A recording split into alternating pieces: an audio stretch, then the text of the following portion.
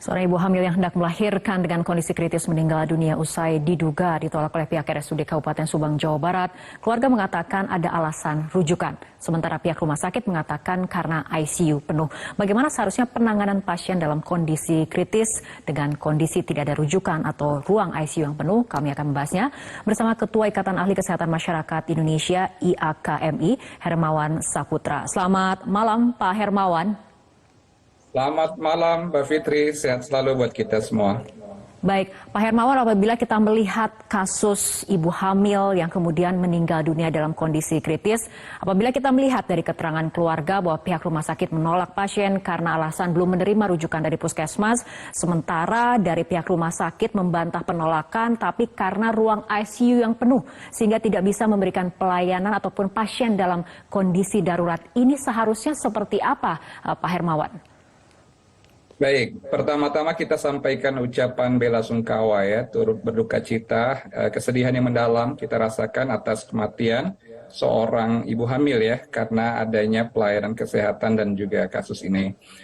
Untuk menjawab persoalan ini, harus kita kutip dulu Undang-Undang Kesehatan Nomor 36 Tahun 2009 tentang rumah sakit, yang mana mengatakan bahwa setiap pasien dalam keadaan darurat dan emergensi itu dilarang untuk ditolak dan atau meminta uang muka atau pembayaran di depan. Maka itu dalam konsep ini tidak ada alasan apakah rujukan atau tidak.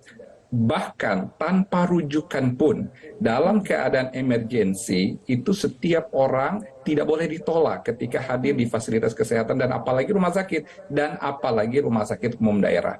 Maka itu terlepas dari rujukannya saja itu harus dilakukan pelayanan yang cepat, tepat. Itu gunanya ada instalasi gawat darurat dan setiap rumah sakit wajib memiliki layanan gawat darurat dan juga keterkaitan yang menjadi persoalan kita ini ketika juga dirujuk sebenarnya pasien ini oleh puskesmas dan itu bagian dari jejaring Ponek dan Ponet di wilayah Kabupaten Subang. Jadi kalau memang benar apa yang menjadi hal yang disampaikan oleh keluarga pasien dan juga tadi kita juga menyimak ya di pengantar tadi apa yang disampaikan oleh Kepala Dinas Kesehatan Kabupaten Subang bahwa ada keprihatinan juga. Jadi ada dua hal yang paling fundamental dalam pelayanan di rumah sakit itu, Mbak Fitri. Pertama yang disebut dengan patient centeredness. Pelayanan kesehatan itu berpusat pada pasien dan harus mengedepankan martabat, kecepatan, ketepatan, dan juga ketanggapan terhadap pelayanan. Nggak bisa ditawar, nggak bisa ditanyakan mana rujukannya, mana uang mukanya, atau mana jaminannya, peserta JKN BPJS atau tidak. Itu tidak boleh, apalagi dalam kasus yang emergensi karena sifatnya life saving dan di IGD itu menjadi area pertama yang didatangi oleh pasien untuk mendapatkan itu, Mbak Fitri. Baik, Pak Hermawan, artinya seharusnya pelayanan kesehatan tidak boleh berbelit-belit hingga mengesampingkan nilai kemanusiaan apalagi dalam kondisi darurat ataupun kritis. Bagaimana dengan pernyataan ataupun bantahan dari pihak rumah sakit bahwa tidak ada ruang ICU yang tersedia, artinya dalam kondisi penuh sehingga tidak bisa memberikan pelayanan kepada pasien dalam kondisi darurat?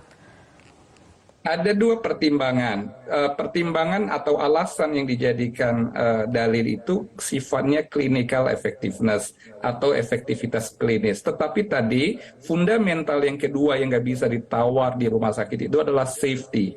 Jadi keamanan dan keselamatan. Dan dua tadi ya, patient centeredness, layanan yang berfokus pada pasien, dan yang kedua safety itu nggak bisa ditawar. Kalau alasannya ICU, rumah sakit itu banyak sekali bentuk pelayanannya dan yang paling terpadu itu di awal itu di IGD karena itu memang kaitannya dengan life saving.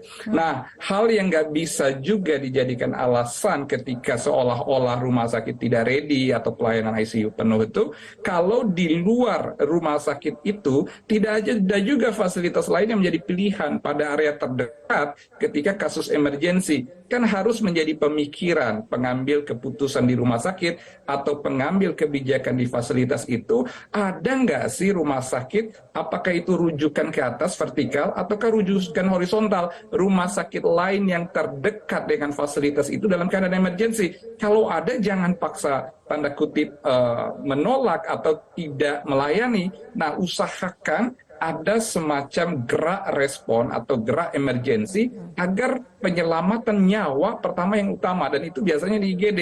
Nah, baru dalam kondisi melewati titik kritis akan dilihat kemana yang dibutuhkan, apakah membutuhkan ruang operasi, perawatan dengan skala rawat inap biasa, atau pada level HCU, high care unit, atau bahkan intensive care unit. Dan hal-hal ini sudah ada di dalam tata laksana pelayanan emergensi di rumah sakit. Saya mensinyalir ada dua sisi yang menjadi perhatian betul dalam kasus ini. Pertama, komunikasi publik terutama kepada pasien dan keluarga.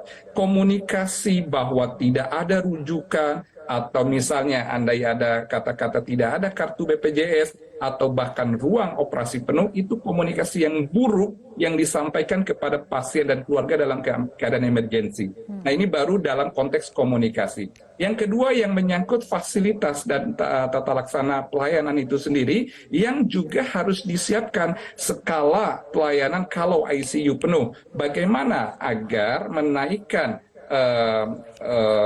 kelengkapan dan juga suasana emergensi, baik tenaga kesehatannya, fasilitasnya, maupun juga ketanggapan secara klinisnya untuk penyelamatan nyawa. Itu yang utama, baru nanti dilihat skala terapi sesuai dengan diagnosis yang dibutuhkan pasien. Jadi dalam konteks ini tidak bisa pihak rumah sakit hanya melihat internal equipment rumah sakit, internal fasilitas rumah sakit apakah siap atau tidak, tapi memperhatikan juga fasilitas kesehatan di luar tersedia atau tidak. Apalagi ini RSUD yang notabene memang menjadi tempat bersandar untuk orang